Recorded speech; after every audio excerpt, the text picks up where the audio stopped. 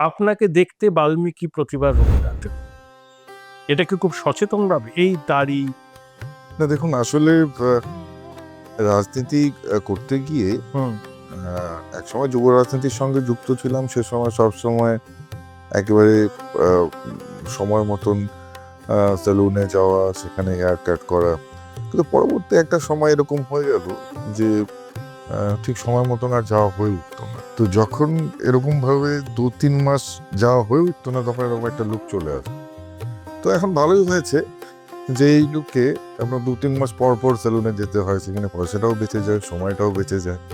এক আর এই আপনি যে প্রশ্নটা করেছেন, তরুণ বয়সে রবীন্দ্রনাথের বাল্মীকি প্রতিভার যে ছবি অন্তত অনেকটাই আপনার সাথে মিল আছে, সেই জন্যই আমি সম্বোধনটা করলাম। এই যে বাল্মীকি প্রতিভা রবীন্দ্রনাথ, এটা কি সচেতন স্টাইল স্টেটমেন্ট? না না একেবারেই সচেতন ভাবে নয়। এটা মানে আহ, দীর্ঘ সময় ধরে সেলুনে না যাওয়ার জন্য উম, একটা যে রূপ নেয় সেটা নিয়ে নিয়েছে।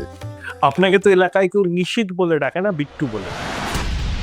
আমার প্রশ্ন হলো যে যে রাজনীতি না করতেন কি করতেন? আমি যেহেতু বাবা মার একমাত্র ছেলে, তো আমার পরিবারের ইচ্ছে ছিল, আমার বাবা মার ইচ্ছে ছিল যে আমি সবসময় বাড়িতে থাকি, এমন কোনো জবের সঙ্গে ইনভলভ না হয় যেটা দূরে গিয়ে করতে হয়, এবং সেই সঙ্গে সঙ্গে শিক্ষকতার সঙ্গে যুক্ত থাকি এমন একটা বিষয়ে সবসময় আমার বাবা মা চাইতেন। এবং আহ, কিছুটা সময়ের জন্য হলেও তাদের সেই ইচ্ছেও পূরণ করেছি। সেই সময়টা শিক্ষকতার সঙ্গে জড়িত ছিলাম এবং আহ, তাদের খুব কাছে থাকার সৌভাগ্য হয়েছে।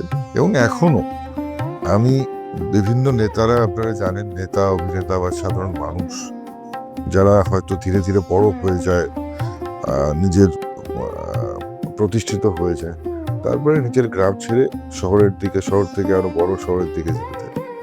কিন্তু আমি এখন পর্যন্ত আমার যে গ্রাম জন্ম হয়েছে, যেখানে আমি বড় হয়েছি, সেখানেই আমি আমার বাবা মার সঙ্গে থাকি।